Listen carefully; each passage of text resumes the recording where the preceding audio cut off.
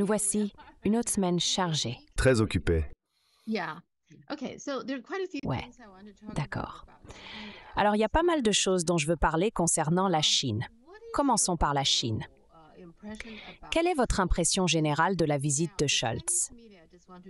Maintenant, les médias chinois, je veux juste partager avec vous, pensent qu'il a beaucoup accompli.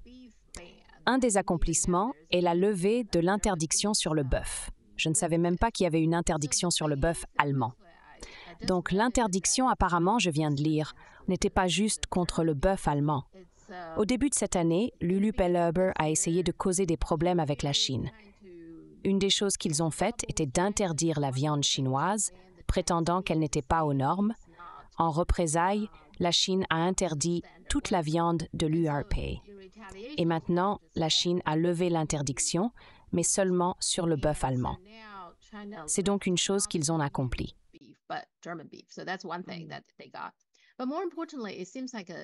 Mais plus important encore, il semble que nous discutions plus large du paysage chinois.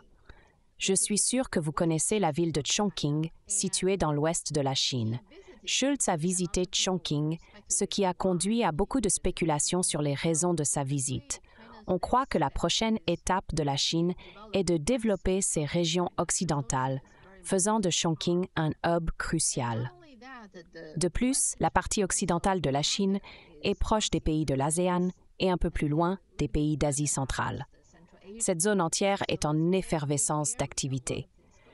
La spéculation suggère que la visite de Scholz visait à impliquer l'Allemagne dans le développement de l'ouest de la Chine, incluant les régions de l'ASEAN et de l'Asie centrale. Qu'en pensez-vous?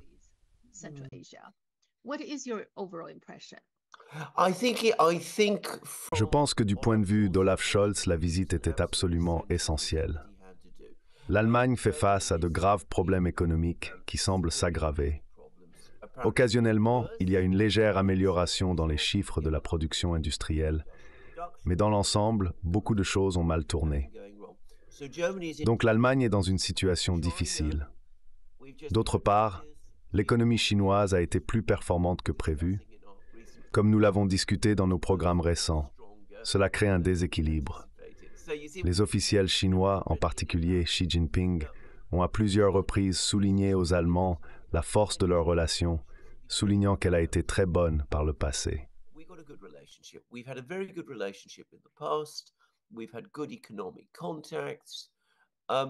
Nous avons eu de bons contacts économiques. Les Américains arrivent, ils essayent de vous faire prendre parti contre nous. Regardez ce qui vous est arrivé lorsque vous avez fait cela avec les Russes.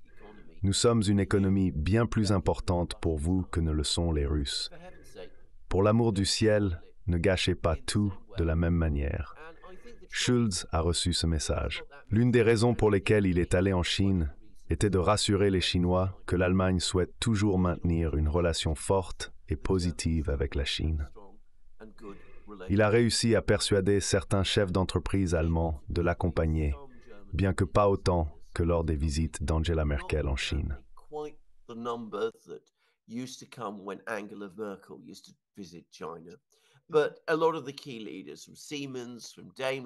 De nombreux leaders clés d'entreprises, comme Siemens et Daimler-Benz, l'ont également accompagné. Cela indique que la visite était satisfaisante. Les Chinois sont désireux de maintenir leurs relations avec l'Allemagne. De même, les Allemands plus rationnels et sensés souhaitent garder la relation positive. Cependant, cela ne signifie pas qu'il n'y a pas de désaccord. Scholz semblait être beaucoup plus prudent qu'Annalena Baerbock, la ministre des Affaires étrangères de l'Allemagne, qui a été critiquée pour son approche. Scholz a évité des actions qui pourraient contrarier les Chinois, comme donner des conseils ou des leçons non sollicitées. Malgré cela, Scholz et Xi Jinping ont eu une discussion approfondie sur le conflit en Ukraine.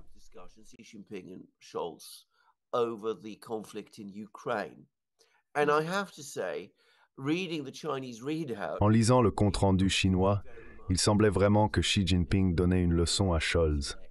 Il lui disait qu'il faisait complètement fausse route et lui a détaillé 4 choses qu'il devait faire. Arrêter d'aggraver les choses, cesser d'envoyer des armes, arrêter d'être impoli envers les Russes, s'asseoir, négocier avec eux et faire la paix. C'était assez clair. J'ai mentionné dans l'un de mes programmes que j'aurais adoré être une mouche sur le mur pendant cette réunion. Néanmoins, les Chinois semblent avoir convaincu les Allemands, ou du moins Olaf Scholz, que nous avons de grandes divergences sur l'Ukraine et que vous vous trompez complètement.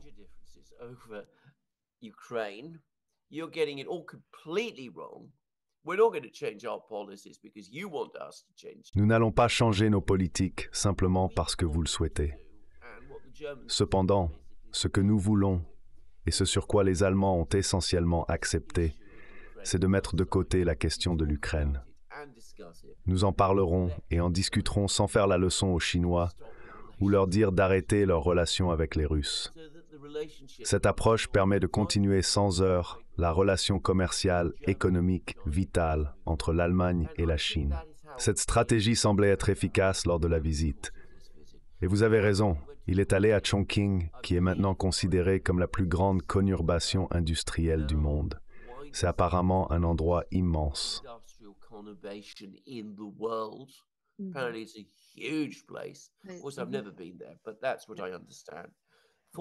Bien sûr, je n'y suis jamais allé, mais c'est ce que je comprends. C'était l'ancienne capitale de la Chine, d'après ce que je sais. Donc il est allé à Chongqing, un important centre économique, industriel et technologique. Les régions occidentales de la Chine, qui n'ont pas toujours été aussi développées que le littoral oriental, changent ces dernières années. Les Allemands veulent faire partie de ce changement. Ils visent à fournir des outils et équipements industriels à la Chine pour aider à remettre l'économie allemande dans la bonne direction. Et je pense que les Chinois, étant des gens pratiques, ont dit d'accord, pourquoi pas? Si vous voulez que nous le fassions, nous le ferons.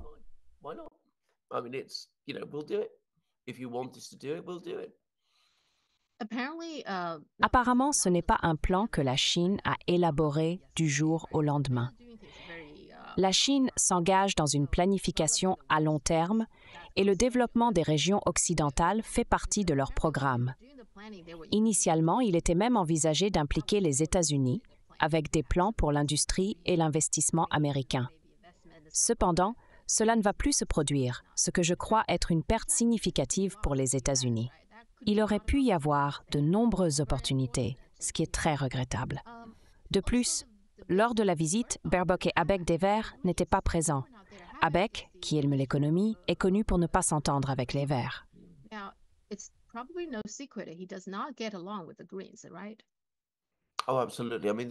Absolument. La coalition allemande est sous une intense pression parce que les différentes parties ne s'entendent pas du tout entre elles. Scholz est exaspéré par Baerbock et Habeck. Sa base électorale, qui était autrefois principalement composée de personnes de la classe ouvrière qui travaillaient dans des usines, a changé. Il est incertain de savoir combien d'entre elles sont encore en Allemagne maintenant ou combien d'entre elles votent encore pour le SPD. Le SPD et les Verts ne sont pas des alliés évidents ou naturels, ce qui entraîne des tensions. De plus, la relation entre les Verts et l'autre partie de la coalition, le FDP, qui contrôle le ministère des Finances, est connue pour être très tendue.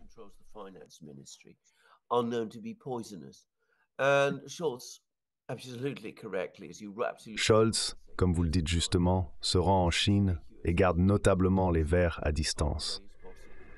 Ainsi, Baerbock, la ministre des Affaires étrangères, ne l'accompagne pas lors de cette visite à l'étranger. Plus important encore, Habeck, le ministre de l'Économie, n'est pas non plus présent pour un sommet qui concerne principalement l'économie. Cela indique, et probablement quelque chose que les Chinois ont observé, que bien que l'on puisse prendre des arrangements avec Olaf Scholz, il est loin d'être certain que l'Allemagne dans son ensemble y adhérera. C'est parce que les Verts représentent une force politique significative en Allemagne, quelle que soit l'opinion que l'on a sur la question. Because the Greens are a political force in Germany, whether one likes that fact or not. So I think the Chinese understand that, and I'm afraid. Donc, je pense que les Chinois comprennent cela. Et j'ai peur que cela limite le niveau de coopération qui aurait pu être possible. Vous avez absolument raison concernant la volonté de la Chine d'impliquer les États-Unis dans le développement de l'ouest de la Chine. Cela fait longtemps que c'est un plan établi. Mon ami Kerry Brown, qui est un expert sur la Chine, en discute depuis longtemps. Il a même écrit des livres sur le sujet. Impliquer les Américains était une excellente idée. Cela a parfaitement du sens. C'est pas très connu, mais les Russes voulaient également faire la même chose.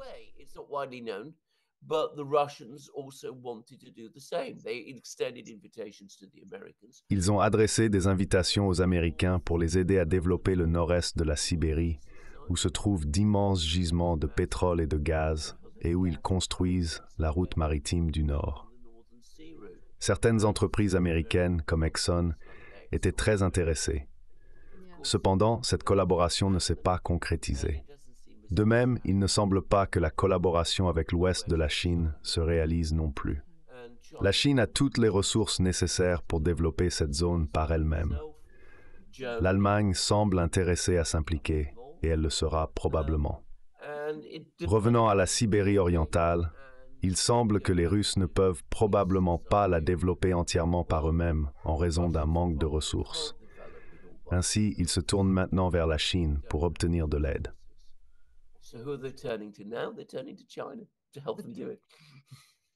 Ouais, les États-Unis ont d'une manière ou d'une autre cette idée que s'ils ne s'impliquent pas, alors le monde s'arrêtera, n'est-ce pas?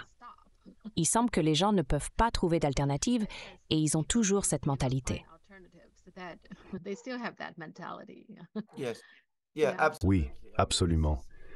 C'est un défaut fondamental dans la politique américaine sur presque tous les sujets.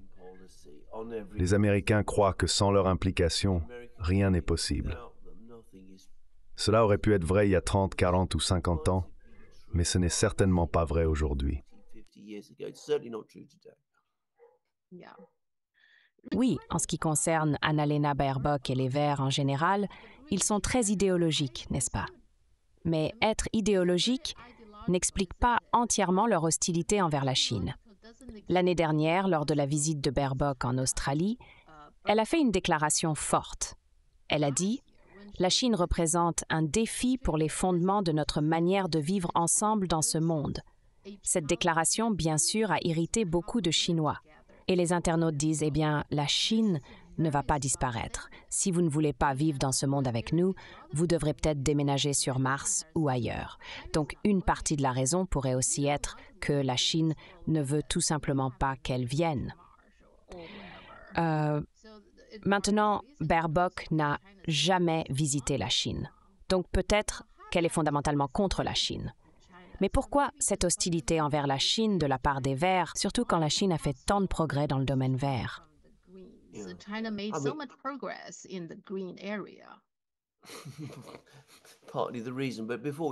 Une partie de la raison est ce que Baerbock a dit, ce qui correspond à sa manière habituelle de parler. Ce n'est pas diplomatique, ce qui est inattendu de la part d'un ministre des Affaires étrangères. Venant de quelqu'un qui est censé être un diplomate, c'est une déclaration extraordinaire. Offenser le deuxième pays le plus puissant du monde et la plus grande économie est inutile. Sa manière de parler est constamment et invariablement impolie, ce qui est étonnant.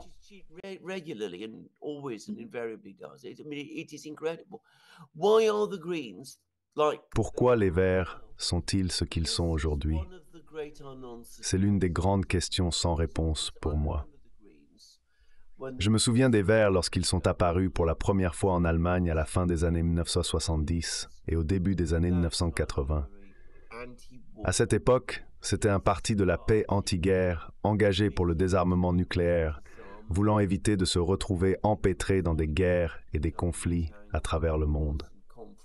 Ils étaient évidemment profondément préoccupés par les questions écologiques, car ils ont toujours eu ce côté technologique. Ils étaient très anti-establishment et très critiques envers les États-Unis. Maintenant, ils sont devenus le contraire. Ils sont désormais vus comme le parti de la guerre en Allemagne, cherchant la confrontation partout.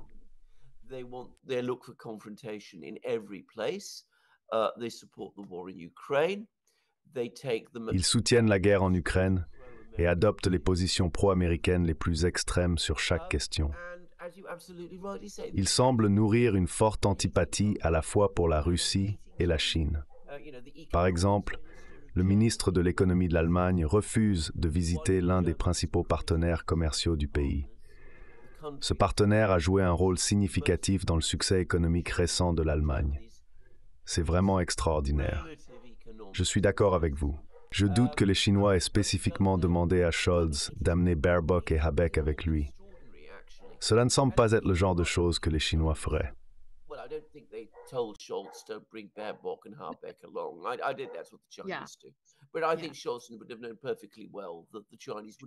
Mais je pense que Scholz savait parfaitement bien que les Chinois n'auraient pas été contents de voir Habeck et Baerbock l'accompagner. Cela nous ramène à la question sous-jacente. Pourquoi sont-ils ainsi? Je ne sais pas. À un moment donné de leur histoire, il y a eu une capture politique par l'établissement atlantiste occidental sur les Verts. Comment cela s'est produit, ce qui s'est passé, je ne sais tout simplement pas. Mais à un moment donné, cela s'est produit. Et ça a été un désastre pour l'Europe. Je pense à long terme, cela va être un désastre pour les Verts. Je crois que cela va complètement les discréditer. Et bien sûr, cela a été instrumental.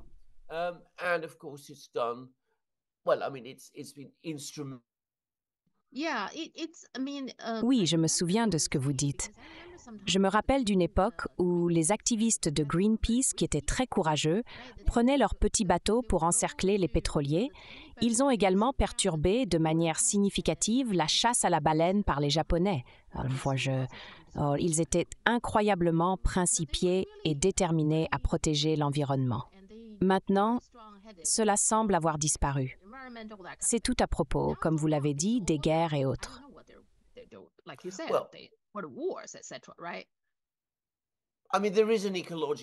Je veux dire, il y a un côté écologique, mais il est principalement concentré en Europe. Par exemple, il s'oppose aux centrales nucléaires. Cependant, il semble que pour les Verts, cet aspect écologique est devenu moins important que la promotion du projet d'intégration de l'UE auquel ils se sont engagés. Ils font partie des partisans les plus fervents de l'Union européenne. En même temps, ils adoptent une position atlantiste très forte, promouvant les soi-disant valeurs occidentales, ce qui signifie effectivement soutenir la politique étrangère des États-Unis.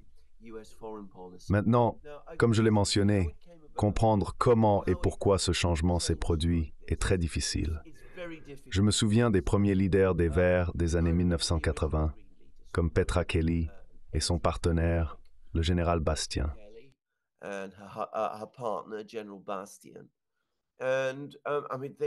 Ils ne reconnaîtraient pas leur propre parti à partir de ces positions. Vous avez absolument raison. Ils diraient: regardez, nous pourrions ne pas aimer tout ce que fait la Chine. Nous pourrions ne pas être d'accord avec leur utilisation du charbon dans leur mix énergétique, et c'est notre droit d'en discuter. Mais d'un autre côté, la Chine est bien en avance sur nous en matière de voitures électriques et de panneaux solaires. Peut-être devrions-nous regarder ce qu'ils font et essayer de le reproduire en Europe. Peut-être devrions-nous travailler avec eux sur cela. C'est ce que Petra Kelly et Bastien auraient dit. Ils n'auraient certainement pas soutenu une position de conflit et de guerre avec la Chine.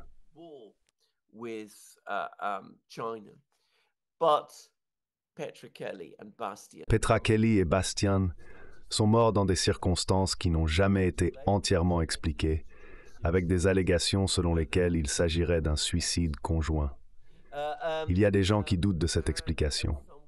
Avec le temps, tout a changé.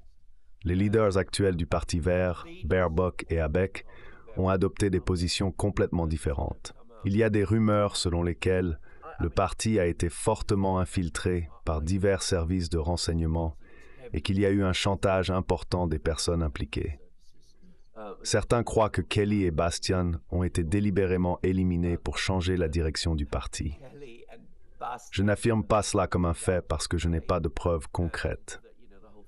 Cependant, il est à noter que de nombreuses personnes tiennent cette croyance.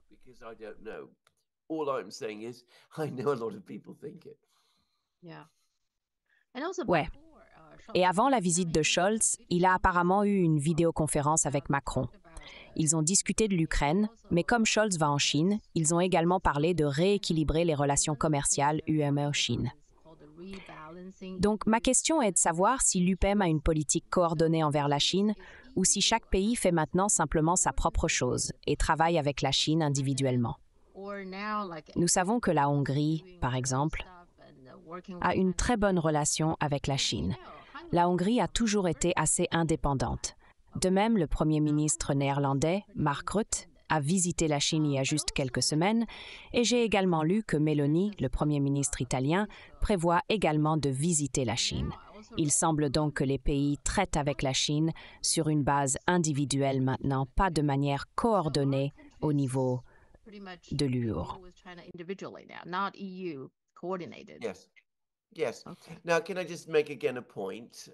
Oui. Maintenant, je veux revenir sur un point que nous avons effleuré la semaine dernière. Nous voyons comment Pékin est devenu le centre de la diplomatie internationale, attirant tous les principaux dirigeants. C'est un changement significatif dans les relations internationales. Nous ne devrions pas ignorer ce fait. Cela va façonner l'avenir. Les affaires mondiales ne sont plus décidées uniquement en Amérique du Nord et en Europe. Même les dirigeants européens se rendent à Pékin.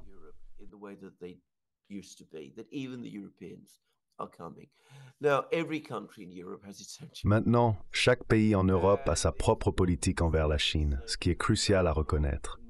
Macron, qui est souvent perçu comme étant intensément jaloux et antagoniste envers Scholz, est curieux à propos du voyage de Scholz en Chine. Macron lui-même a visité la Chine il y a environ 1 an et a été impressionné par ce qu'il a vécu. Il s'attend à accueillir prochainement la direction chinoise avec Xi Jinping qui devrait revenir en France. Macron veut affirmer sa présence et rappeler à la Chine qu'il est lui aussi un leader significatif en Europe, pas seulement Scholz. I too am the big leader of Europe.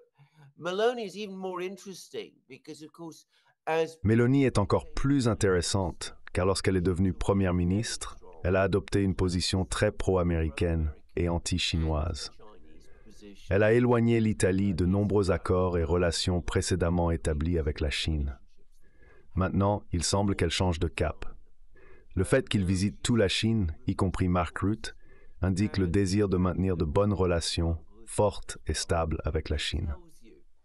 Ils ne font pas confiance à la Commission européenne pour gérer ces relations parce qu'ils croient que la Commission est trop influencée par l'Amérique. Par conséquent, ils choisissent de s'engager avec la Chine de manière indépendante.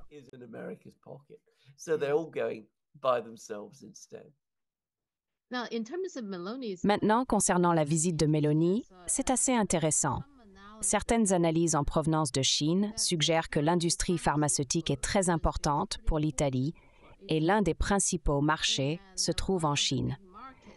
Ainsi, il y a des spéculations selon lesquelles l'industrie pharmaceutique italienne elle-même met la pression sur Meloni. Ils sont préoccupés par les conséquences potentielles de sanctionner la Chine et d'arrêter de travailler avec eux. Ils craignent que si cela se produit, la Chine pourrait décider de développer sa propre industrie pharmaceutique, à l'instar de ce qui s'est passé avec l'industrie des puces.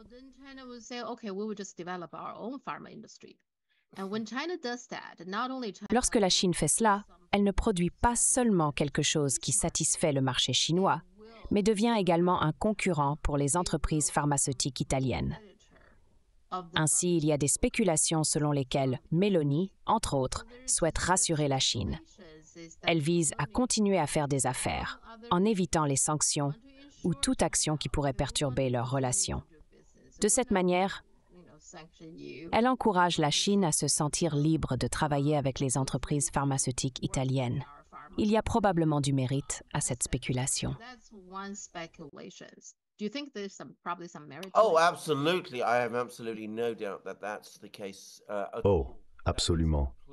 Je n'ai aucun doute à ce sujet. Cela a parfaitement du sens. Mais encore une fois, vous devez comprendre l'Italie.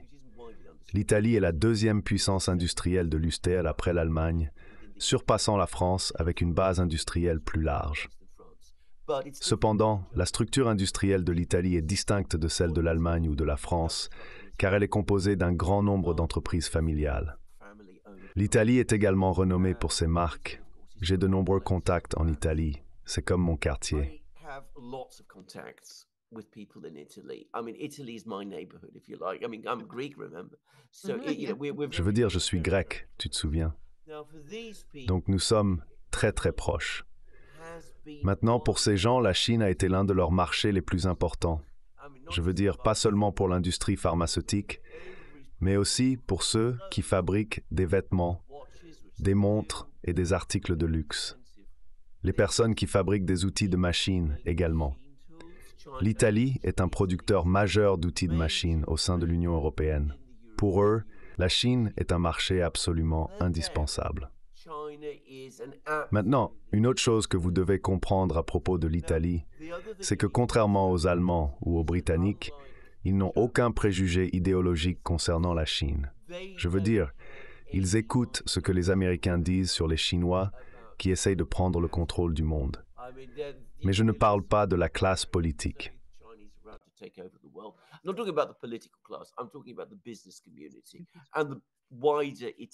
Je parle de la communauté des affaires et de la population italienne dans son ensemble. Ils ne s'intéressent pas le moins du monde. Tout cela leur est indifférent. Ce qu'ils se demandent, c'est si de bonnes relations avec la Chine sont bénéfiques pour leurs familles, leurs entreprises, l'Italie et eux-mêmes. Si la réponse est oui, ils diraient « allons-y et faisons-le ». Cela représente une perspective très différente. C'est la même chose avec la Russie. Si vous cherchez un pays en Europe où le paysage médiatique est beaucoup plus sceptique concernant l'effondrement des relations avec la Russie et la guerre en Ukraine, ce pays est l'Italie.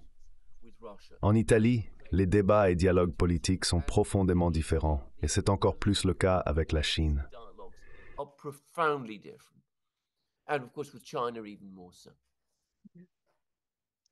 Et un autre pays qui semble faire des efforts pour réparer sa relation avec la Chine est le Canada. J'ai lu que le ministre adjoint canadien des Affaires étrangères, David Morrison, prévoit une visite en Chine prochainement. La relation entre la Chine et le Canada s'est considérablement détériorée depuis 2018 suite à l'arrestation de Meng Wanzhou par le Canada. Depuis, il y a eu divers conflits. Ils ont même accusé la Chine de s'ingérer dans leurs élections, ce qui semble complètement infondé. Je veux dire, pourquoi la Chine ferait-elle cela? En particulier, il y avait des suggestions que la Chine soutenait d'une manière ou d'une autre Justin Trudeau. C'est difficile à croire que la Chine le soutiendrait, surtout compte tenu des forts sentiments de trahison de la Chine concernant l'incident Meng Wanzhou. La Chine se sent profondément trahie par le Canada, et par Justin Trudeau en particulier. Malgré cela, le Canada semble envisager des moyens d'améliorer la relation, n'est-ce pas? Cela semble être leur intention. Oh, absolutely. And again, it demonstrates once again the massive. Oh, absolument. Cette situation met en lumière l'énorme erreur de calcul du Canada. Ils se sont alignés avec les États-Unis pour découvrir que cette approche ne leur a pas été bénéfique. En conséquence, ils cherchent maintenant des moyens de réparer la relation. Cet effort est évident dans le fait que c'est le Canada qui tend la main à la Chine et non l'inverse.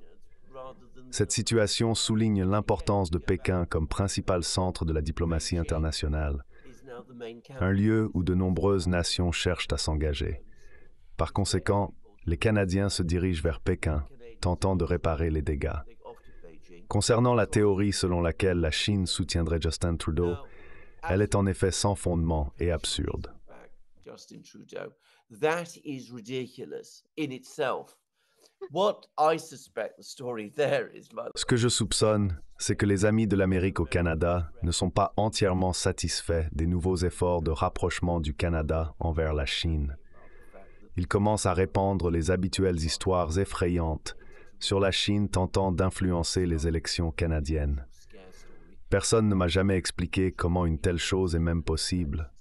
Comment la Chine pourrait-elle influencer les élections au Canada? Que sont-ils censés faire? Financer quelqu'un. Cela serait immédiatement détecté par les agences de renseignement. Ou sont-ils censés déclarer ouvertement leur soutien à quelqu'un comme Justin Trudeau? L'idée entière est si absurde qu'il est difficile de croire que les gens promeuvent réellement ces idées et les prennent au sérieux. And actually fall for them. Yeah. Oui, la Chine se sent toujours très trahie, surtout parce qu'elle a toujours eu de bonnes relations avec le Canada. Cette relation remonte à l'époque du père de Justin Trudeau, Pierre Trudeau. C'est lui qui a reconnu la Nouvelle Chine.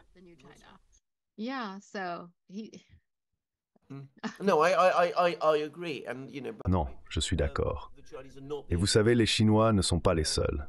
Si nous parlons d'un pays qui a inversé son approche de la politique étrangère ces dernières années, le Canada est un exemple extrême. Ils étaient toujours très multinationaux, soutenaient les missions de l'ONU et cherchaient à construire des ponts. Ils étaient célèbres pour l'intégrité et la qualité de leur diplomatie. Eh bien, tout cela s'est envolé en fumée. Et comment cela est arrivé? Je ne suis pas vraiment sûr. Il y a probablement toutes sortes de raisons et d'histoires, mais je dois dire, je ne connais pas bien le Canada.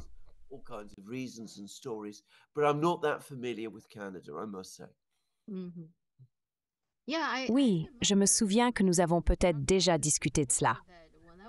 Lorsque je vivais en Suède, les routards canadiens affichaient toujours un drapeau canadien.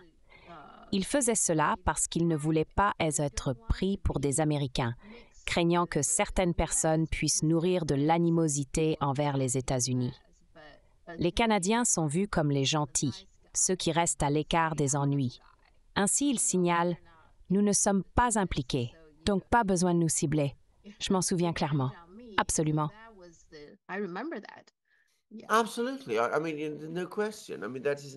En effet, c'est correct. Ils ont fait d'importants efforts pour se distinguer des Américains.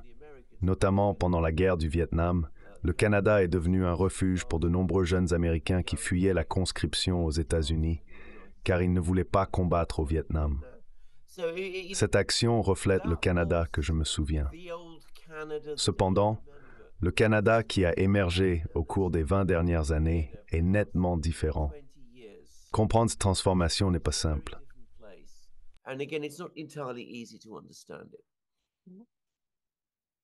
Passant aux voisins de la Chine, les Philippines, récemment Marcos Jr., a annoncé qu'il n'y aurait plus de bases militaires. Ils avaient construit 2 bases militaires là-bas, mais il n'y en aura plus. Il semble que les Philippines se soient un peu assouplies. Pendant ce temps, un rapport a émergé dans les médias chinois, que j'ai également vu dans les médias occidentaux. Ce rapport n'est pas nouveau, il date de 2022. Le titre est « Marcos Jr. continue d'éviter un jugement de mépris de 353 millions de dollars de la Cour américaine ». Il a clairement été indiqué qu'en août 2019, un nouveau juge, Derek Watson, a prolongé le jugement sur le mépris jusqu'au 25 janvier 2031. Cela signifie qu'un juge américain, Derek Watson, pourrait effectivement émettre un mandat à tout moment contre Marcos Jr., n'est-ce pas? N'est-ce pas ce que cela signifie?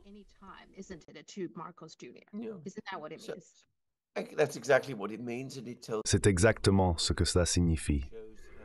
Cela révèle beaucoup car cela montre comment la pression peut être appliquée à quelqu'un, dans ce cas, à Marcos Jr. Je ne suggère pas que ces politiques auraient été radicalement différentes si cette affaire n'existait pas, mais le fait qu'elle existe et qu'il en soit conscient et préoccupé affecte inévitablement ses actions. J'ai également cette question. N'est-ce pas fondamentalement une question d'autodétermination? Être totalement indépendant est assez difficile, n'est-ce pas? Prenons l'exemple de la Grande-Bretagne. La Grande-Bretagne est-elle un pays totalement indépendant? Considérez ce qui se passe avec l'affaire Julian Assange.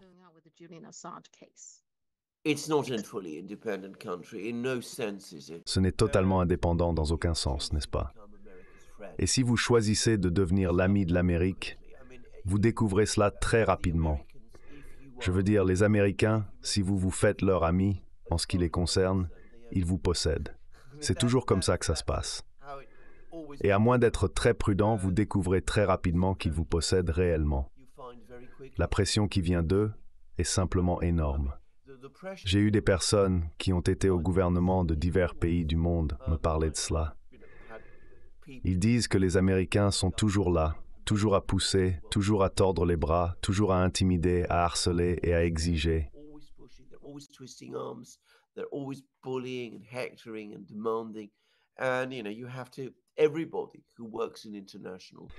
Tous ceux qui travaillent dans les affaires internationales le savent. Si vous leur ouvrez la porte, ils n'entreront pas seulement, ils feront irruption. Et nombreux sont ceux qui le feront. En Grande-Bretagne, vous avez tout à fait raison à propos de l'affaire Assange, étant une horreur. En tant que quelqu'un qui a travaillé dans le bâtiment, où les affaires actuelles sont traitées, et qui savait comment le système juridique était censé fonctionner, je suis à court de mots pour décrire ce qui s'est passé. Il semble que pratiquement tout ce que je comprenais être une partie de la procédure légale acceptée a été inversé ou ignoré.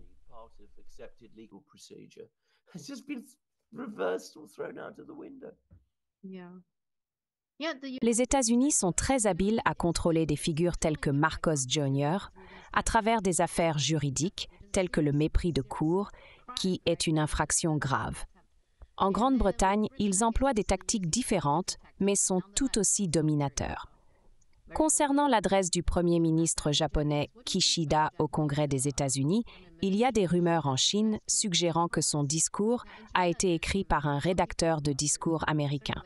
Bien que je n'ai trouvé aucune preuve pour soutenir cette affirmation, le ton de son discours semble en effet très aligné sur la rhétorique américaine.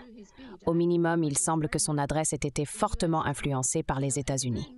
Qu'en pensez-vous? Oh, absolument.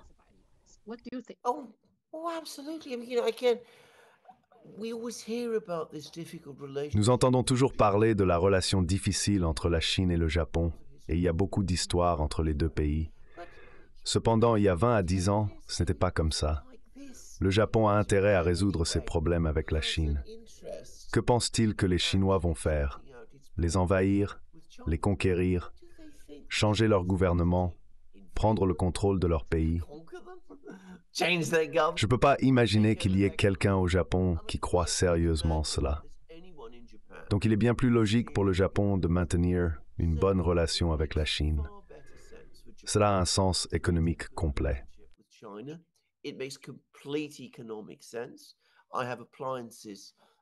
J'ai des appareils dans ma maison à Londres qui sont étiquetés comme japonais, mais quand vous regardez en dessous, vous pouvez voir qu'ils sont fabriqués en Chine. En d'autres termes, ils ont été fabriqués par des usines en Chine produisant des biens pour des entreprises japonaises. Et il y a beaucoup de cela qui se passe. Je me souviens par exemple dans les années 1980, il y avait un enthousiasme énorme lorsque les Japonais ont réalisé que la Chine s'ouvrait. Ils l'ont vu comme une grande opportunité pour surmonter tous les problèmes. Ils visaient à tout régler et même à obtenir un traité de paix, ce qu'ils ont fait d'ailleurs.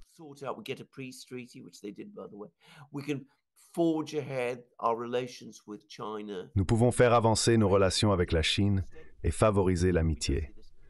Cependant, nous observons actuellement le gouvernement japonais adopter une position résolument pro-américaine. Cette approche ravive de vieux conflits et encourage des individus très désagréables et franchement dangereux au Japon à agir de manière téméraire et désagréable.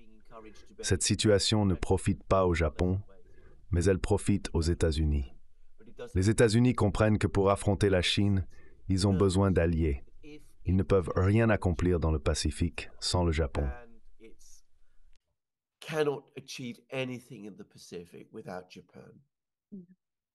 Une phrase qui a retenu l'attention en Chine était « L'Ukraine aujourd'hui, peut-être l'Asie de l'Est demain ». Cette déclaration a reçu une salve d'applaudissements. De nombreuses personnes en Chine se demandaient sérieusement « Voulez-vous être l'Ukraine de l'Asie de l'Est demain ?»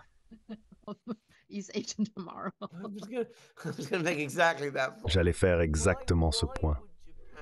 Pourquoi le Japon envierait-il le sort de l'Ukraine, un allié indéfectible des Américains, qui est en train d'être mis en pièces alors même que nous parlons? Est-ce vraiment ce que le Japon veut? Est-ce vraiment une comparaison qu'un dirigeant japonais voudrait faire? Vous avez absolument raison. Je ne serais pas surpris du tout si les Américains avaient réellement écrit le discours. Il a certainement été soigneusement négocié à l'avance. De cela, je n'ai aucun doute. Une autre chose à propos de la Chine est que récemment, un article a reçu beaucoup d'attention. Le titre de l'article est « La compétition de l'Amérique avec la Chine doit être gagnée, pas gérée ». Cet article est paru dans Foreign Affairs. La raison pour laquelle cet article a attiré l'attention est parce que l'auteur, Matt Pottinger, était le conseiller adjoint à la sécurité nationale sous Trump.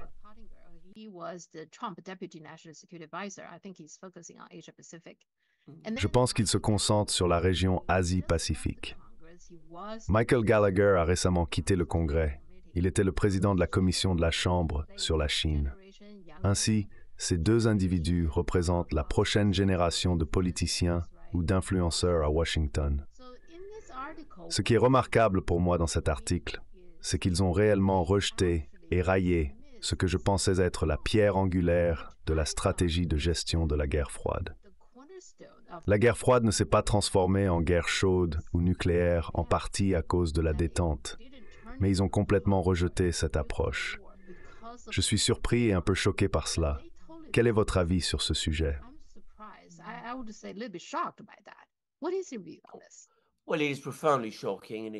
Eh bien, c'est profondément choquant et totalement erroné. Cela montre à quel point ces personnes sont incroyablement dangereuses. Cependant, nous ne devrions pas ignorer l'absurdité totale de cette idée de gagner contre la Chine. Qui a jamais gagné contre la Chine au fil du temps? Considérant les 3000 ans d'histoire chinoise, pensez à tous les groupes qui ont affronté la Chine. Par exemple, les Xiongnu, si je prononce cela correctement, les Mongols, les Japonais, parmi d'autres. Gagner contre une telle force historique est-il vraiment ce qu'il suggère?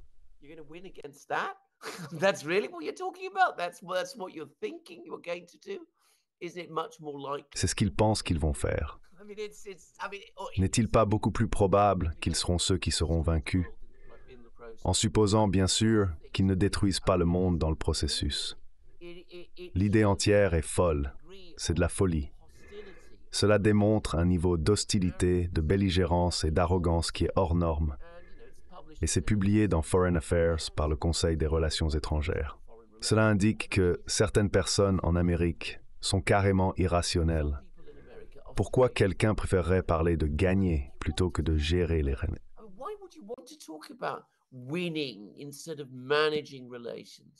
Que ça signifie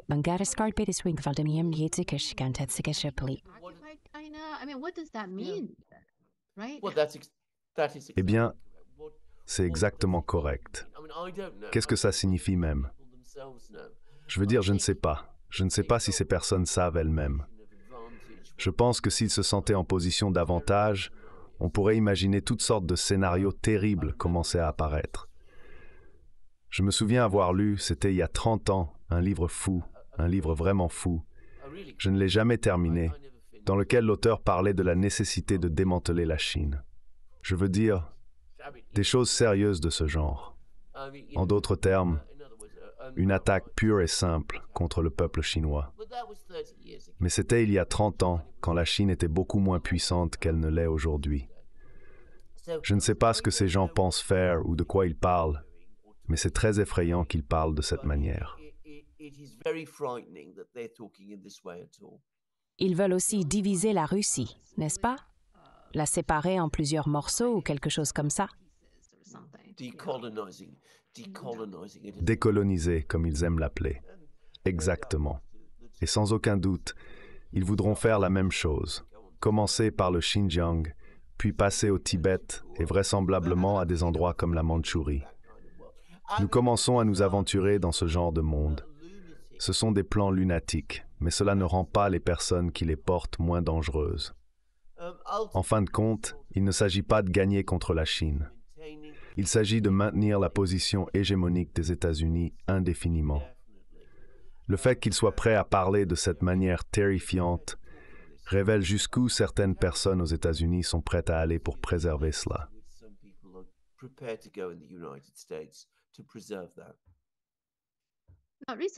Récemment, j'ai vu votre conversation avec vos collègues Alec Christopher et John Mearsheimer. Mearsheimer a fait un point très intéressant sur l'Iran. Vous discutiez de la situation en Iran et il a soutenu que si l'objectif est de dissuader les Iraniens de développer des capacités militaires, la solution est d'arrêter de menacer l'Iran. Il a suggéré qu'au lieu d'irriter et de provoquer l'Iran, nous devrions éviter de telles actions. Cette même logique s'applique à la Chine. Si le but est d'empêcher la Chine de développer des armes avancées, l'encercler avec des bases militaires, semer des troubles parmi ses voisins et imposer des sanctions sont contre-productifs. Cependant, il semble que la seule stratégie qu'ils connaissent implique de menacer à la fois l'Iran et la Chine avec des bases militaires, causant de l'irritation parmi leurs voisins, et ainsi de suite.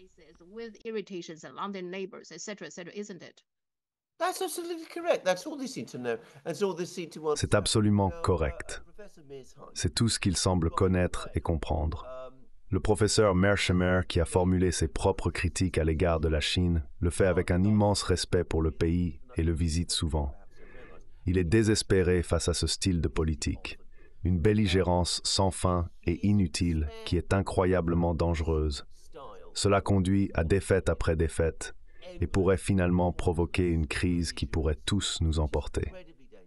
Il est désespéré par cela et nous devrions tous l'être en Occident. L'une des choses les plus alarmantes et effrayantes est que ces idées ridicules ne sont pas seulement diffusées, mais sont également mises en pratique.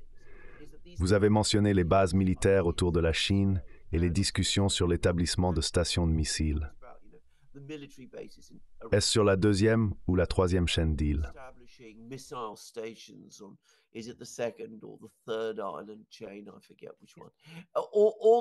J'oublie lequel c'est. Tout ce genre de choses. Les gens en Amérique et en Europe devraient sortir et dire « Arrêtez, ça n'a pas de sens. Qu'est-ce qu'on fait? Voulons-nous vraiment entrer en guerre avec la Chine? Ne pouvons-nous pas trouver un moyen de s'entendre avec eux? Cela ne va-t-il pas nous entraîner dans un autre désordre avec la Chine, similaire au désordre dans lequel nous nous sommes retrouvés à propos de l'Ukraine? Ces débats n'ont pas lieu. Et c'est la chose la plus effrayante de toutes.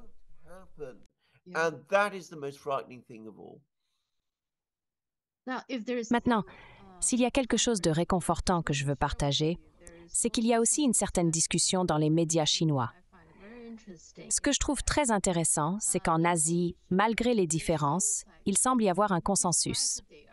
Le message adressé aux États-Unis est « Si vous voulez que nous allions en guerre, vous devez être là. Vous devez mener la guerre. » Ainsi, même les Philippines, sans le dire ouvertement, semblent agir d'une manière qui dit « D'accord, si vous voulez que nous commencions une guerre avec la Chine, vous devez être ici, et alors nous vous rejoindrons. » Maintenant, bien sûr, ce que veulent les États-Unis, c'est d'accord, vous commencez le combat avec la Chine.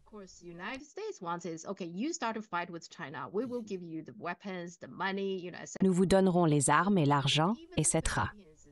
Il semble clair que même les Philippines ont cette compréhension. Le Japon ressent probablement la même chose, et dans une moindre mesure, Taïwan également. Cependant, la situation de Taïwan est unique. Néanmoins, il apparaît que Taïwan n'oserait pas initier un conflit avec le continent. Plus importante encore, même la Chine semble partager ce sentiment.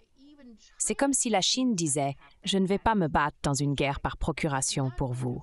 Si vous voulez me combattre, vous devez venir ici et m'affronter directement. »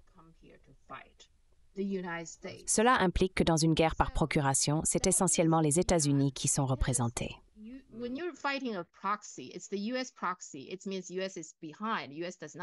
Cela signifie que les États-Unis sont en retrait, sans être affectés. Ce sont tous les autres pays, comme les Philippines et même la Chine elle-même, qui sont touchés. L'attitude de la Chine est « Si vous voulez commencer un combat, venez ici et commencez-le avec moi, et je riposterai.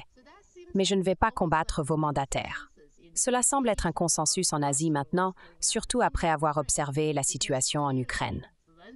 Clairement, Zelensky veut désespérément que les États-Unis s'impliquent. Il est presque au bout du rouleau. Mais l'Asie peut voir cela. Et le consensus est qu'ils ne vont pas s'engager dans des guerres par procuration. C'est ce que je crois.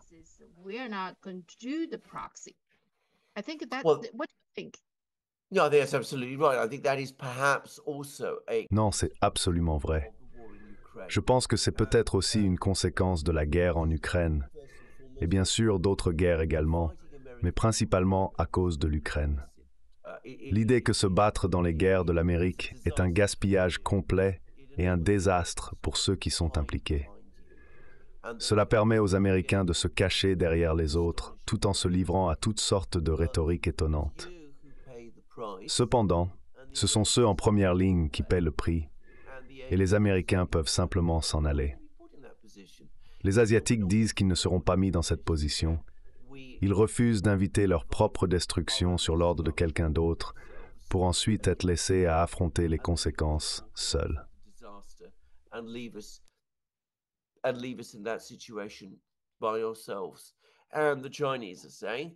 Les Chinois disent qu'ils ne le permettront pas. Si vous voulez commencer à créer des conflits et des problèmes dans le Pacifique, vous devez comprendre que vous êtes activement impliqué, même si vous voulez vous cacher derrière les autres. Ils ne vont pas jouer au jeu des mandataires. Ce n'est pas un jeu d'échecs, c'est quelque chose de tout à fait différent. Maintenant, cela n'est pas ce que les Américains aiment. Les Américains n'aiment pas être directement impliqués dans les guerres, surtout contre ce qu'ils appellent des adversaires de même niveau, des pays aussi puissants ou, à certains égards, plus puissants qu'eux-mêmes. Ce n'est pas leur manière de faire. Donc cela va déjà affecter la conduite américaine dans le Pacifique.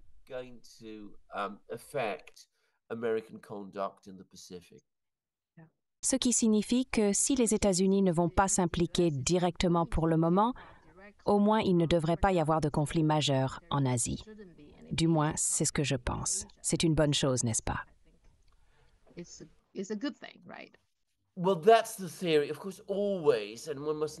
Eh bien, c'est la théorie.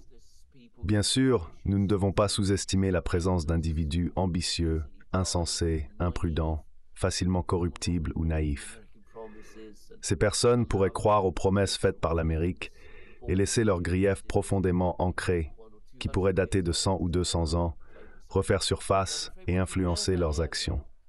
Donc, je crains qu'on ne puisse jamais vraiment se détendre lorsqu'un pays comme les États-Unis entre dans une région tentant de tout bouleverser, de gâcher les relations et de monter les gens les uns contre les autres. Mais oui, avoir de la retenue est important. Cependant, ce n'était pas le cas en Europe.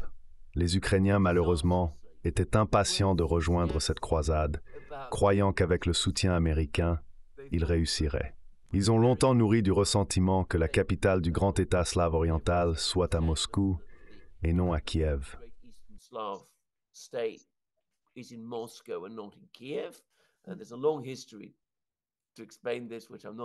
Il y a une longue histoire derrière cela que je ne discuterai pas maintenant. Ainsi, ils pensaient qu'avec le soutien de l'Amérique, ils pourraient vaincre les Russes, qu'ils appelaient les Moscovites. Ils croyaient qu'ils seraient victorieux. Cependant, ils réalisent maintenant que les promesses de l'Amérique pourraient ne pas toujours être tenues, du moins pas de la manière dont ils s'y attendaient. Il y a toujours un risque que quelqu'un en Asie puisse naïvement se laisser entraîner dans cette voie. Mais en général, les dirigeants asiatiques ne sont pas naïfs. Les États-Unis ont moins d'influence sur les cultures politiques asiatiques que sur les européennes. Cela rend moins probable que nous voyions le même type de conflit en Asie que celui que nous avons vu en Europe.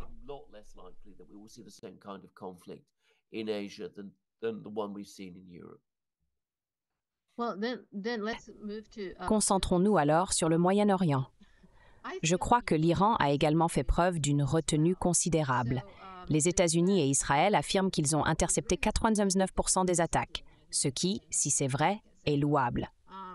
Cependant, l'Iran affirme avoir atteint les cibles qu'il visait, y compris certaines bases militaires, et, selon les rapports, un bâtiment associé au Mossad. Il semble que les deux parties déclarent une forme de victoire. Si c'est le cas, et les deux parties sont satisfaites, alors c'est un résultat positif. Alors passons à autre chose. Mais non, apparemment, les États-Unis tentent de convaincre l'Iran de permettre une frappe symbolique par Israël. Pourquoi ferait-il cela? Clairement, les Iraniens ont refusé. Sinon, cela n'aurait pas été divulgué. De plus, le cabinet de guerre israélien dit maintenant qu'ils vont riposter vigoureusement contre l'Iran. Cela a été rapporté il y a 2 jours. Nous ne l'avons pas vu, mais il semble que, au sein d'Israël, il y a encore des voix très belliqueuses qui veulent riposter. Donc nous n'en avons pas fini avec cette affaire, n'est-ce pas?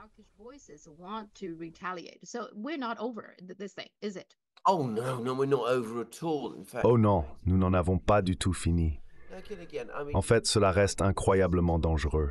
Je veux dire, ce que vous avez dit sur l'Iran est entièrement vrai. L'Iran a fait face à des provocations extrêmes pendant des décennies. Des assassins ont été envoyés en Iran pour tuer des scientifiques iraniens. Il y a eu des assassinats publics de responsables iraniens. Les États-Unis ont régulièrement saisi des navires iraniens en haute mer et imposé toutes sortes de sanctions contre l'Iran. De plus, les États-Unis ont conclu un accord nucléaire avec l'Iran pour ensuite y renoncer plus tard.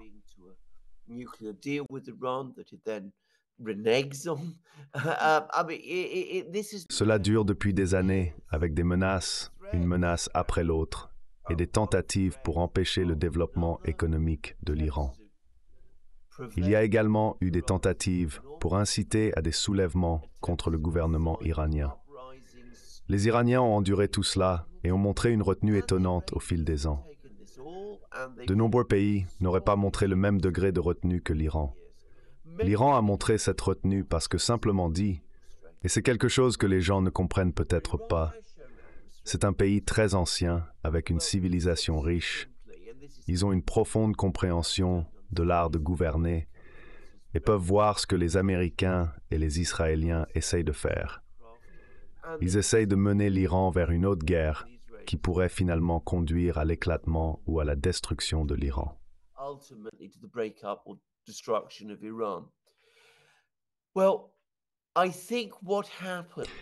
Eh bien, je pense que ce qui s'est passé au début de ce mois était quelque chose qu'Israël a fait, ce qui était allé trop loin. C'était attaquer l'ambassade iranienne à Damas. Cet acte est équivalent à attaquer le territoire iranien. Les Iraniens ont dit, regardez, si nous restons assis sans rien faire et laissons cela se produire, ils continueront juste à faire plus de la même chose. À un certain point, nous pourrions être poussés dans un coin et pourrions sérieusement commencer à tout risquer. Donc, nous devons répondre. Mais même alors, lorsqu'ils ont répondu, ils ont été très prudents. Ils avaient consulté les Américains. Il y avait un article dans le Financial Times avant l'attaque qui mentionnait que les Iraniens étaient en discussion avec les Américains.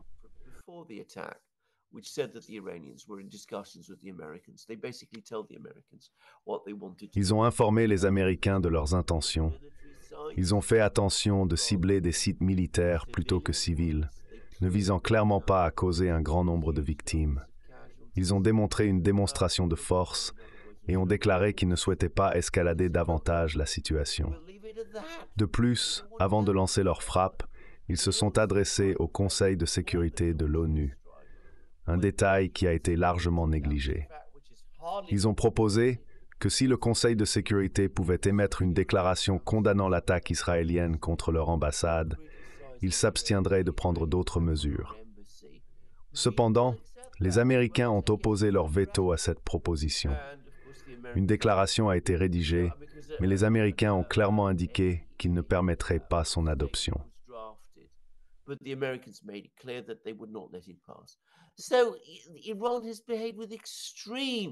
L'Iran s'est comporté avec une extrême retenue face à des actions très provocatrices. J'ai oublié de mentionner qu'il existe un réseau de chaînes de télévision et de radio contrôlées par les États-Unis, positionnées autour de l'Iran. Ces chaînes diffusent en continu dans l'Iran une propagande anti-gouvernementale à une échelle inégalée par aucun autre pays. Les Iraniens ont agi avec une retenue significative en réponse à tout cela. Revenant à l'attaque initiale contre leur ambassade, ils devaient rendre clair qu'ils ne pouvaient tolérer davantage. Ils ne pouvaient accepter des attaques symboliques sur leur territoire.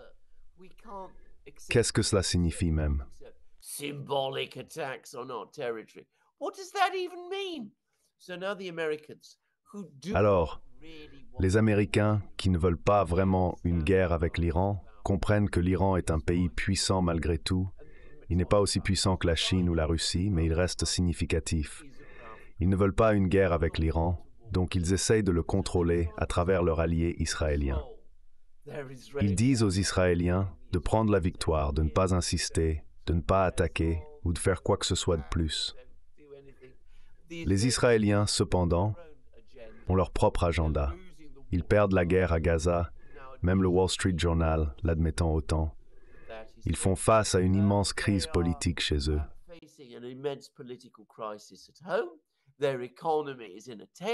Leur économie est en chute libre. Alors, que font-ils? Ils cherchent une autre guerre pour détourner l'attention et sortir de leurs difficultés politiques. Ils espèrent également entraîner les Américains avec eux. C'est pourquoi nous assistons actuellement à ce jeu de tiraillement entre les Américains et les Israéliens. Les Israéliens veulent frapper fort, tandis que les Américains les supplient de ne pas le faire. Ils ne veulent pas d'une guerre générale. Nous verrons lequel des deux l'emportera. Les Israéliens, qui veulent clairement y aller très fort, ou les Américains, qui préféreraient que les Israéliens ne lancent pas de frappe du tout.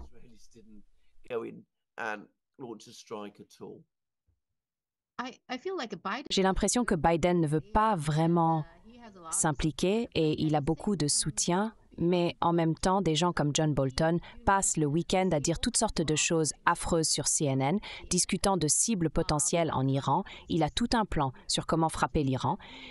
Et puis, quand vous combinez cela avec ce dont j'ai parlé concernant des gens comme Pottinger et Gallagher, tous ces individus belliqueux, il y a encore un groupe de personnes très belliqueuses qui sont extrêmement dangereuses. Mais toutes ces personnes ont une certaine influence, n'est-ce pas? Donc ce n'est pas si certain que rien ne se passera, n'est-ce pas?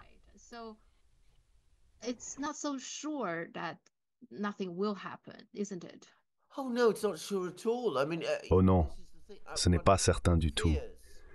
C'est ce que l'on craint, que finalement, ces personnes très dangereuses prennent le contrôle, et alors nous pourrions nous retrouver dans une crise incroyablement dangereuse.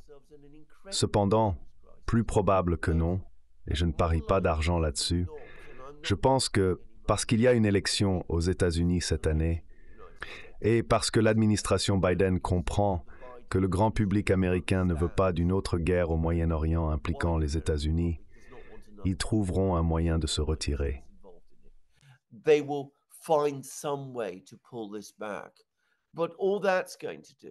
Mais tout cela ne fera que rendre des individus comme Pottinger et Bolton encore plus en colère et plus déterminés à déclencher leur guerre, ce qu'ils désirent depuis longtemps.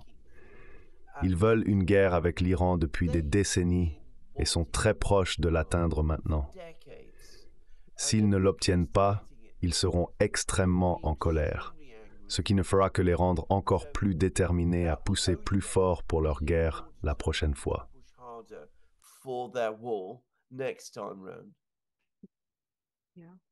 Une chose que je ne comprends pas, c'est pourquoi Netanyahou est contre le JCPOA.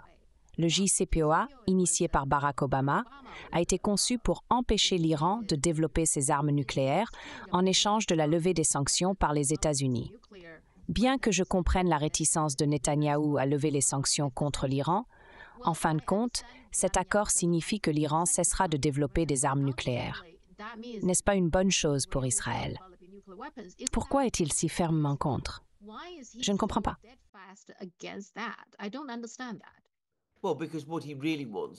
Eh bien, parce que ce qu'il veut vraiment, c'est un changement de régime en Iran. Il ne souhaite pas une situation où l'Iran serait pleinement réadmis dans la communauté internationale, verrait toutes les sanctions levées et deviendrait un pays en bonne et due forme au Moyen-Orient. En même temps, l'Iran resterait un solide soutien du peuple palestinien et souhaiterait voir la situation politique dans les territoires palestiniens fondamentalement changer. Donc, je pense que c'est vraiment de cela qu'il s'agit. Je ne pense pas que Netanyahou soit hostile à un programme nucléaire iranien en soi. Il est hostile à l'Iran lui-même. Le programme nucléaire que possède l'Iran n'est que le problème qu'il utilise pour unir les Américains derrière Israël.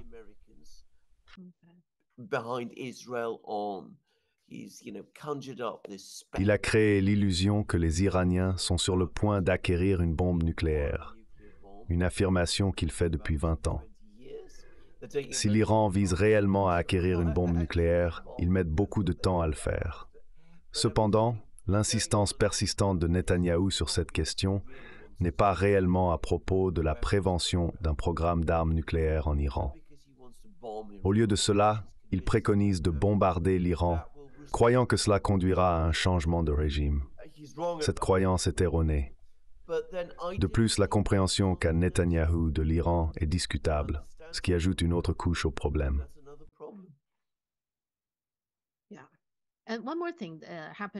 Une autre chose qui s'est passée est que le Congrès américain a sanctionné la Chine pour avoir acheté du pétrole iranien, un geste auquel peu de gens ont prêté attention.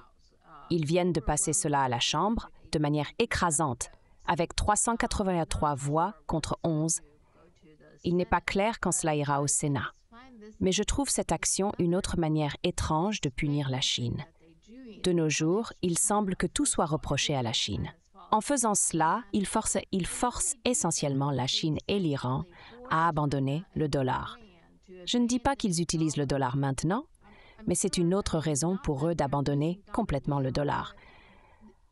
Comprennent-ils vraiment les implications de ce qu'ils font?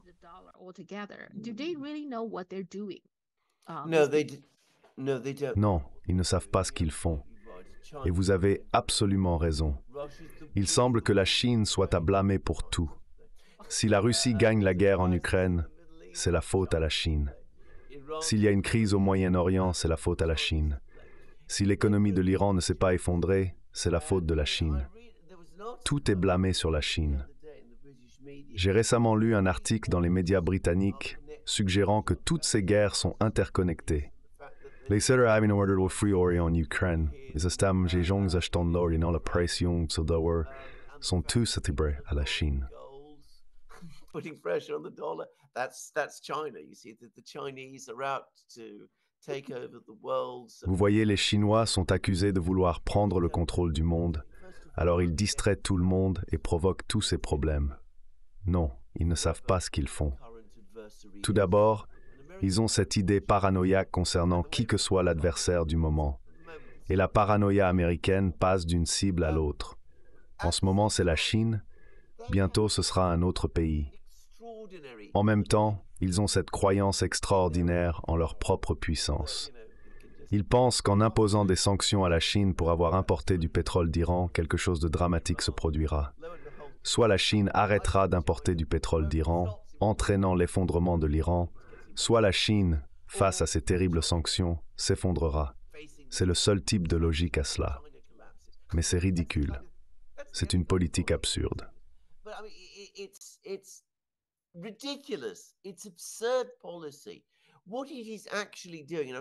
Ce qu'elle fait réellement, et je l'ai dit de nombreuses fois, c'est causer d'énormes quantités de perturbations dans le commerce mondial.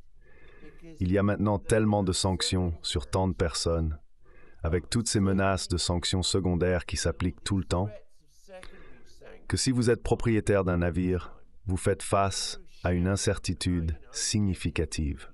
Par exemple, si vous êtes propriétaire d'un navire et que vous allez dans un port au Pakistan pour charger des marchandises d'une entreprise chinoise, vous ne savez pas si vous pourriez être sanctionné pour avoir accepté ces marchandises. Cela est dû au fait que l'entreprise chinoise peut avoir un actionnaire qui est une autre entreprise chinoise, qui à son tour détient des parts dans une autre entreprise qui achète du pétrole à l'Iran. Cette situation est un cauchemar pour les first concernés et a un effet catal sur le commerce mondial. L'effet secondaire, c'est que ça donne encore moins envie aux gens d'utiliser le dollar, n'est-ce pas?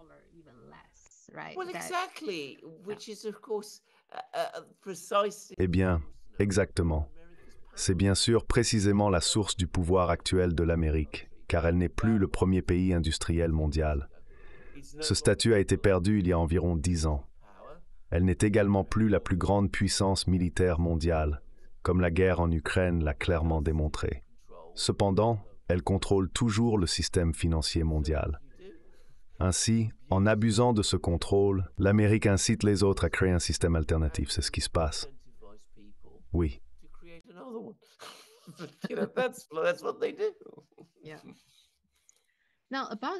Maintenant, à propos de l'Ukraine, j'ai également lu un article dans The Wall Street Journal.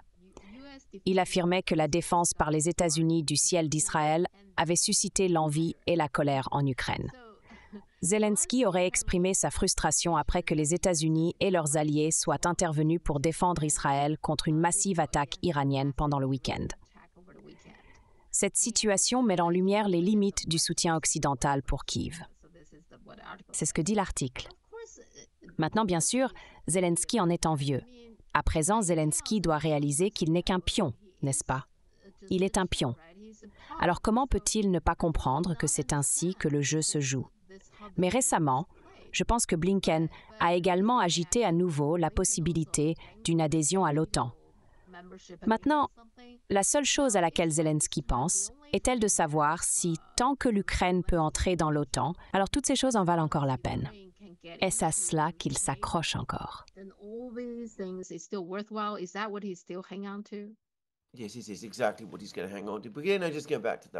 Oui, il va vraiment s'accrocher à cet espoir. Mais revenons à l'article du Wall Street Journal.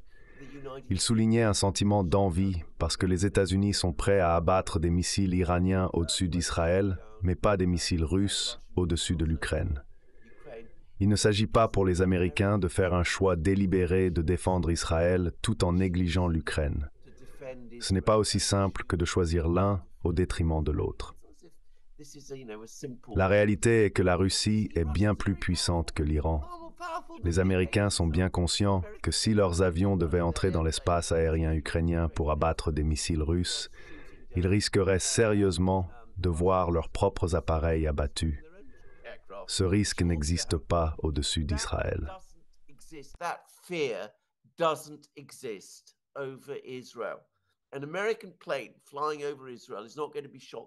Un avion américain survolant Israël ne sera pas abattu par l'Iran, car les Iraniens n'ont pas cette capacité, alors que les Russes l'ont. C'est la différence fondamentale. Le problème est que les médias occidentaux et les politiciens américains échouent souvent à reconnaître ces réalités de pouvoir essentielles. Ils ne veulent pas admettre qu'il y a une limite au pouvoir américain. Ils le présentent comme une question de choix. L'Amérique choisit de soutenir Israël, mais ne choisit pas de soutenir l'Ukraine de la même manière. Zelensky semble le voir de façon similaire. Comprendre cela est crucial. Il semble que Zelensky ne saisisse pas pleinement comment le jeu est joué, ce qui est un autre problème avec la perspective ukrainienne.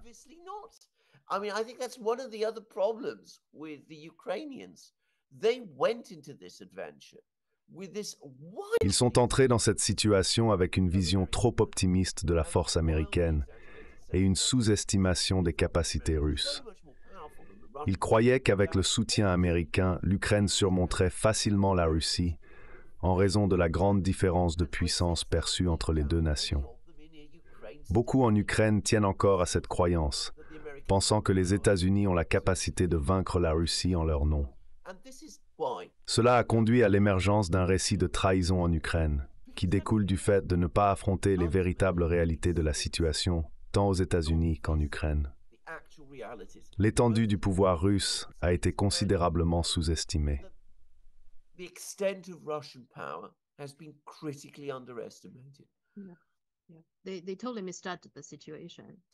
Ils ont complètement mal jugé la situation. Absolument.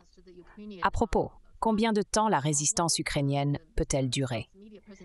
Un personnage des médias sociaux de Chine est allé en profondeur en Ukraine et a fait des observations intéressantes. Il a clairement indiqué qu'il ne soutenait aucun des deux côtés. Il voulait juste montrer aux gens ce qui se passait. D'une part, il a montré les lignes de front et les endroits en Ukraine qui étaient complètement dévastés. D'autre part, dans des villes comme Kiev, la vie semble continuer comme d'habitude pour de nombreuses personnes. Il a commenté un problème. Les décideurs à Kiev ne ressentent pas la dévastation de la guerre. Alors ma question est, la Russie doit être au courant de cela, non? Pourquoi la Russie n'intensifie-t-elle pas ses efforts, comme bombarder plus d'endroits, pour faire ressentir aux Ukrainiens la douleur de la guerre? Cela pourrait les rendre plus désireux de mettre fin au conflit.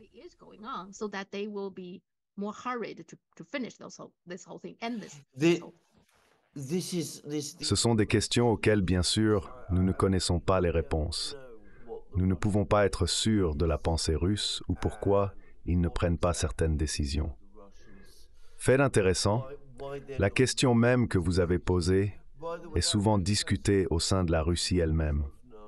Si vous visitez les chaînes Telegram russes, vous trouverez des gens qui se demandent pourquoi la Russie ne prend pas des actions plus agressives. Ils se demandent pourquoi la Russie n'attaque pas les ponts sur le Dnipro quand c'est possible. Pourquoi ils ne détruisent pas les centres de décision à Kiev? Pourquoi ils ne ciblent pas Zelensky et d'autres dirigeants? Ou pourquoi ils ne dévastent pas Kiev?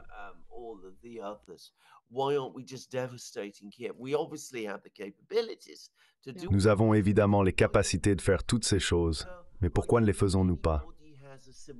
Maintenant, je ne pense pas que quiconque ait une explication simple pour cela. Les seules personnes qui savent vraiment se trouvent au Kremlin. Mais je pense qu'il y a certaines explications que nous pouvons peut-être élaborer. Premièrement, je pense que les Russes veulent une guerre lente parce qu'ils s'inquiètent qu'un effondrement incontrôlé et soudain en Ukraine serait difficile pour eux à contrôler.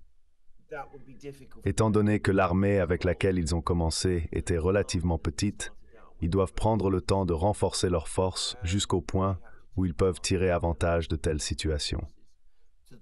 Donc c'est une chose.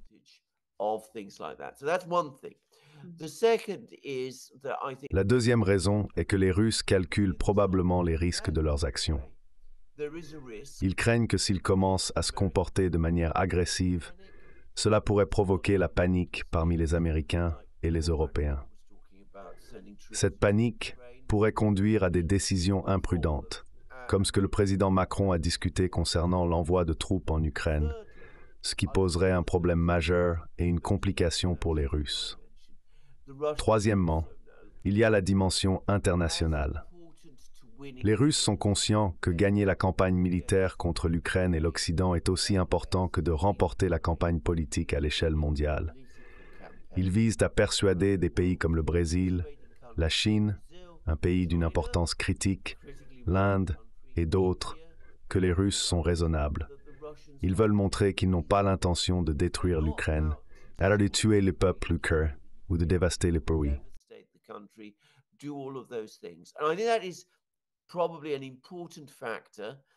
Et je pense que c'est probablement un facteur important, qui ne devrait pas être sous-estimé. Enfin, et c'est quelque chose que les étrangers ont beaucoup de mal à comprendre, certains Russes, en particulier le président Poutine lui-même, ont des inhibitions à prendre des actions agressives. Ce n'est pas juste à cause de préoccupations humanitaires abstraites, mais aussi parce que les Russes et les Ukrainiens sont si étroitement liés. Beaucoup de Russes pensent encore aux Ukrainiens comme fondamentalement leur propre peuple. Kiev a été autrefois la capitale de la Russie. Lancer des attaques contre la première capitale de la Russie, l'endroit où se trouve la plus vieille église de l'Église orthodoxe russe, est quelque chose qui retient encore les Russes. Donc, je vous ai donné toute une liste de raisons.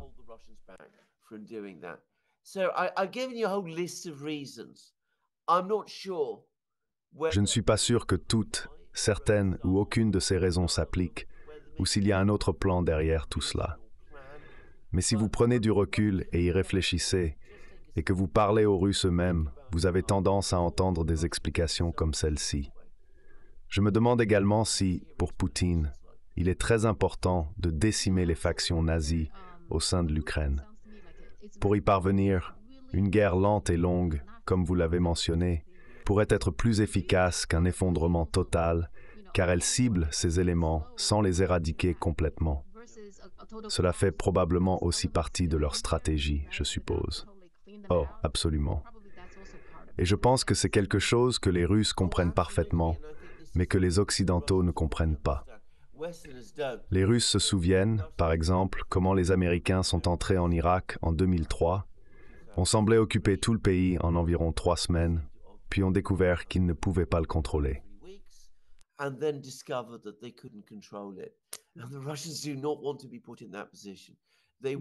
Les Russes ne veulent pas être mis dans cette position.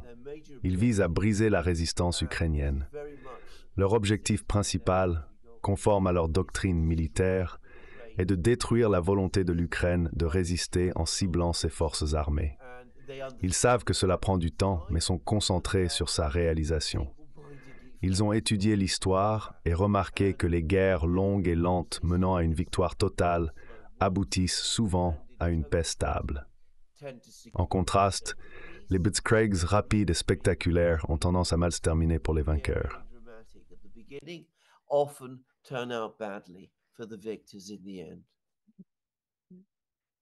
Une chose de plus à noter concerne la Suisse. Il y a un groupe de défense appelé Pro-Suisse qui a recueilli suffisamment de signatures pour demander un référendum sur des amendements constitutionnels proposés concernant la neutralité de la Suisse. Ces amendements stipulent spécifiquement que la Suisse devrait éviter d'entrer dans toute alliance militaire, à moins qu'elle ne soit attaquée, ainsi que s'abstenir d'imposer toute mesure coercitive non militaire, telles que des sanctions. Il semble qu'ils aient recueilli plus de signatures que nécessaire, indiquant qu'un référendum est probable. Cela suggère que le peuple suisse n'est pas en faveur de la décision de son gouvernement de sanctionner la Russie et souhaite maintenir une stricte neutralité.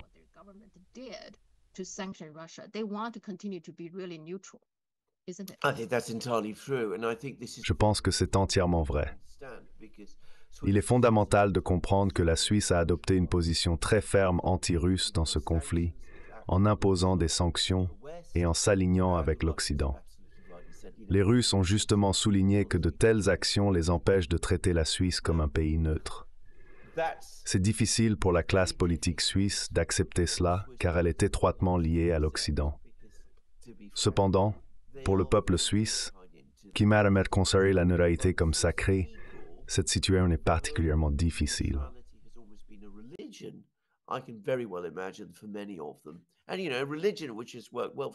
La religion, qui a historiquement bien fonctionné pour la Suisse, devrait être mentionnée.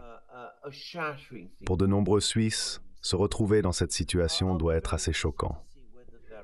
Je suis très intéressé de voir si le référendum aura effectivement lieu, et je suis curieux de connaître le résultat si les Suisses votent pour cet amendement, réaffirmant ainsi leur position historique sur la neutralité.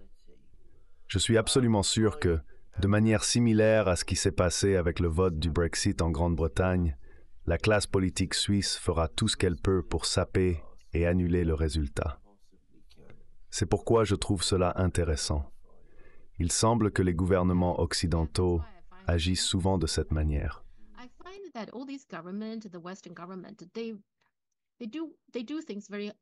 Ils agissent très précipitamment et souvent contre les souhaits de leur propre peuple. Par exemple, les sondages en Suède montrent que la majorité des Suédois ne veulent pas rejoindre l'OTAN.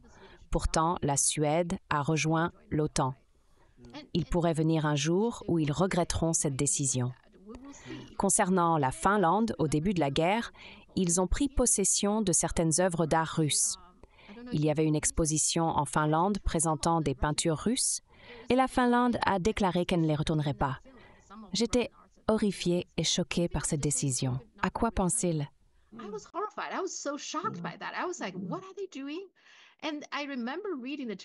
Je me souviens avoir lu que les médias chinois disaient que nous ne devrions probablement jamais envoyer aucun de nos artefacts en Finlande.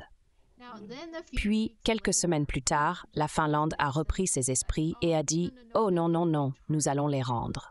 Mais je pense que le mal était fait. La même chose s'est produite avec la Suisse. Lorsqu'ils ont sanctionné la Russie, beaucoup d'argent s'est envolé. Il s'est déplacé vers Singapour et Hong Kong. Je pense qu'une partie de la population suisse se demandait « Pourquoi faisons-nous cela ?» Mais encore une fois, même s'ils reconsidèrent, je pense que le mal est plus ou moins fait. Pourquoi ne prennent-ils pas le temps de bien réfléchir avant de faire de tels changements importants dans leur politique?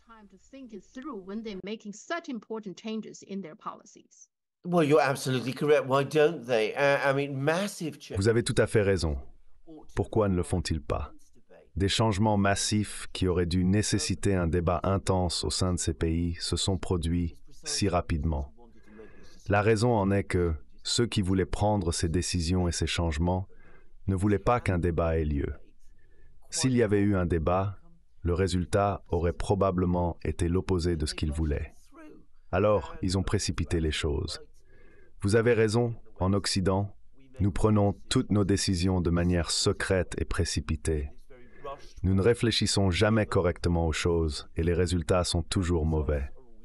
C'est très difficile, surtout en Chine, pour les gens de comprendre à quel point le processus de prise de décision en Occident est devenu chaotique. The decision-making process in the West has now become. Political leaders don't. Les dirigeants politiques ne prennent plus le temps de consulter des experts ou d'examiner les choses de manière systématique en invitant des avis et en consultant largement. Au lieu de cela, tout est fait par de petits groupes de personnes prenant des décisions en privé, souvent sous une pression extrême de nos amis de l'autre côté de l'océan. C'est ainsi que cela fonctionne. Vous avez mentionné la Suisse, la Finlande et la Suède. Le pays que les Russes eux-mêmes ressentent le plus d'amertume, de loin, est la Finlande. La Finlande est bien sûr un voisin de la Russie. Elle faisait partie de l'Empire russe et se voyait accorder une autonomie très étendue lorsqu'elle en faisait partie. La langue finnoise était fortement soutenue au sein de la Russie et elle avait son propre parlement. Ce parlement fut le premier en Europe à autoriser le vote des femmes d'ailleurs.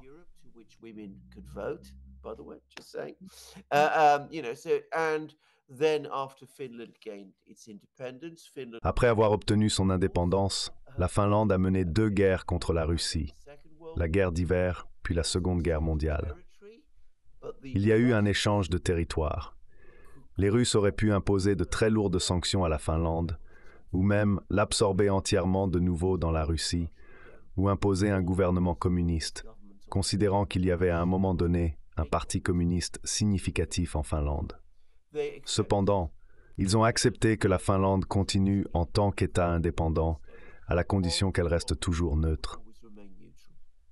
Cette promesse a maintenant été violée, provoquant une colère généralisée parmi les Russes ordinaires qui se sentent très trahis.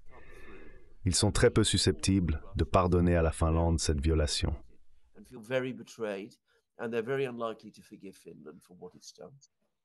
Oui, cela a pris du temps, mais ils ont finalement retrouvé leurs esprits. Cependant, le fait qu'ils aient même envisagé de faire quelque chose comme ça en premier lieu était très choquant pour moi. Lorsque les gens font quelque chose de mal, qu'ils savent au fond d'eux-mêmes être mauvais, ils vont souvent trop loin, encore plus loin qu'ils ne le devraient. C'est l'une des raisons.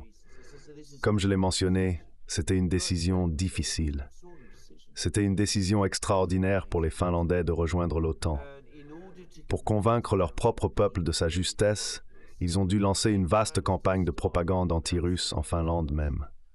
Cette campagne est apparemment à une échelle presque au-delà de ce que vous trouvez n'importe où ailleurs. Je crains que la saisie des œuvres d'art en fait partie. Ouais, et comme je l'ai dit, le mal est fait. Maintenant, nous savons que la Finlande peut saisir vos œuvres d'art. Alors, n'envoyez rien de précieux là-bas. On ne sait jamais.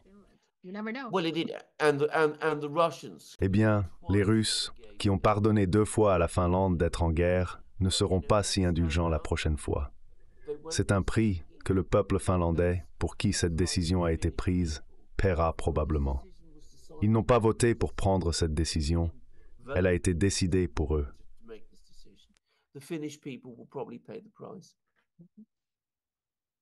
D'accord, parlons de choses plus légères, comme les Jeux olympiques de Paris. Nous avons déjà discuté de la qualité médiocre de l'eau, qui fait que le segment de natation du triathlon pourrait ne pas avoir lieu. Un autre aspect des Jeux olympiques est la sécurité. Il semble que le gouvernement français contacte environ 40 pays pour une assistance en matière de sécurité. Cela est dû à la situation en Ukraine et à Gaza. Vous vous souvenez du massacre de Munich? Ils ne veulent vraiment pas que cela se répète. Donc la sécurité est devenue un cauchemar. Pendant ce temps, policiers, médecins, agents d'entretien et d'autres menacent de faire grève s'ils n'obtiennent pas une augmentation de salaire et des jours de congés supplémentaires. Toute la situation semble chaotique maintenant. N'est-ce pas intéressant?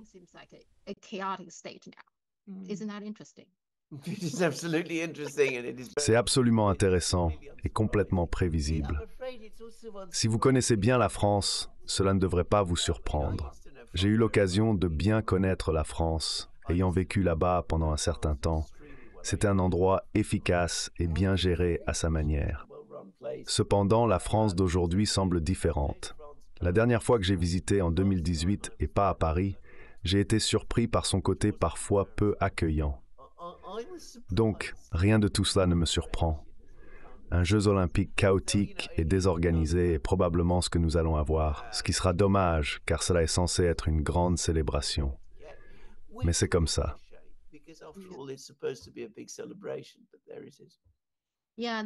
Ouais. Un autre problème est qu'ils ont arrêté d'utiliser l'équipement de Huawei pour la 5G. Cependant, maintenant, ils font face à des problèmes de communication pour tous les athlètes et les autres personnes impliquées. Donc, ils envisagent de revenir vers Huawei pour voir s'ils peuvent rapidement mettre en place quelque chose pour améliorer la situation. Juste pour que tu saches. Que disiez-vous il y a un moment à propos de ne pas réfléchir à vos décisions? Je veux dire, en voilà un exemple. Oui, la situation sécuritaire est effectivement sérieuse. Je crois qu'il y aura des défis de sécurité importants. C'est un sujet de préoccupation. Absolument, très sérieux. J'espère sincèrement que rien ne va mal tourner. Ce serait horrible si c'était le cas. Il fut un temps, on pouvait compter sur les Français. Lorsque je vivais à Paris, l'une des choses que j'ai remarquées était à quel point la sécurité et la présence policière étaient plus visibles à Paris par rapport à Londres. C'était un endroit très strictement contrôlé. Les Français avaient un très fort sens du besoin d'ordre. Mais apparemment, ce n'est plus le cas. Oui, nous verrons, je regarderai. J'aime les Jeux olympiques parce que tout le monde est si heureux. C'est comme une grande fête où tout le monde se réunit, donc j'aime vraiment regarder les Jeux olympiques. J'aimais beaucoup regarder les Jeux olympiques. Cela me procurait un immense plaisir.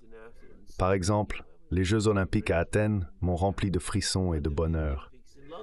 De même, les Jeux olympiques de Londres m'ont rendu très heureux. Ils n'étaient pas organisés sur la grande échelle des Jeux olympiques de Pékin en 2008, mais c'étaient des événements joyeux et heureux. Ils rassemblaient des jeunes du monde entier. Je pense toujours que c'est une excellente idée, même si ce n'est plus tout à fait la même chose qu'à mon enfance. Je me souviens de ma première venue à Londres dans les années 60.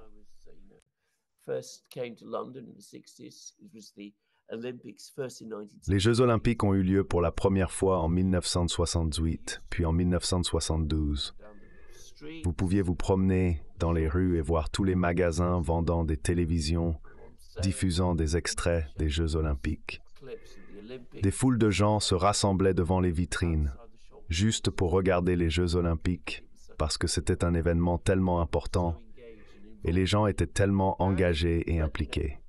Peut-être que ce n'est plus tout à fait à cette échelle maintenant, mais cela peut encore être une chose très heureuse et joyeuse. Les compétitions sportives sont et devraient être cela. Malheureusement, certaines personnes ne semblent pas aimer quand les autres sont heureux, et elles semblent considérer comme leur travail de gâcher la fête de tout le monde. Vous avez bien résumé cela. Certaines personnes ne supportent pas de voir les autres heureux. Absolument. Merci beaucoup pour une autre session intéressante. Super, merci. En effet. D'accord, merci. Au revoir.